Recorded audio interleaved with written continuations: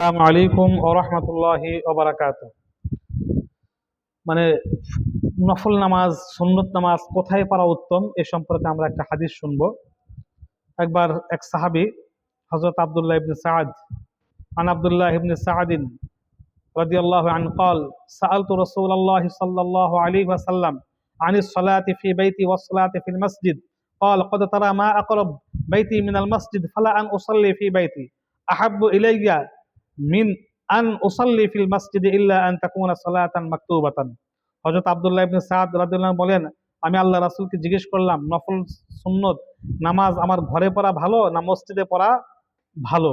মহানবী সাল্লাল্লাহু আলাইহি সাল্লাম বলেন, তুমি তুমি তো দেখছো আমার ঘর মসজিদের কত নিকটে, তারপরেও ফরজ নামাজ ব্যতীত অন্য অন্য সকল নামাজ আমি আমার ঘরে পড়াতেই ভালোবাসি, পড়তেই ভালোবাসি।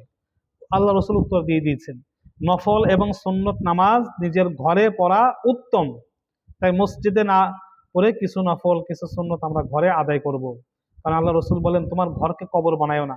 কবরে যেরকম নামাজ কালাম হয় না, পড়া যায় না, তদ্রূপ ঘর যেন এমন না হয় যে নামাজ কালাম পড়া যায় না বা সেখানে নামাজ হয় না, কোরআন তেলাওয়াত হয় না, বিষয়টা যেন এমন না হয়। অবশ্যই ঘরে আমরা নফল নামাজ, সুন্নত নামাজ, তাহাজ্জুদ নামাজ সব ঘরে আদায় করার চেষ্টা করব, যদি সম্ভব হয়, সুযোগ থাকে। আর সুযোগ না থাকলে আমরা মসজিদেই পড়ব। ঘরে গেলে নামাজ যদি না হয়, নামাজ যদি ছুটে যায়, সেই সুন্নত সেই নফলটা যদি পড়া না হয়, আমরা মসজিদেই আদায় করবে। তবে উত্তম হলো নফল এবং যাবতীয় সুন্নত এবং নফল সব ঘরে পড়া সুন্নত। আল্লাহ রসুল সুন্নত পড়ে এসে ফরজ পড়াতেন। এখন যদি কোন ইমাম এরকম করে, সুন্নত পড়ে এসে ফরজে ইমামতি করে, ইমাম সাহেব নামাজে দেরি করে আসে, এরকম বলে থাকে, এরকম বলা উচিত নয়। আমিন।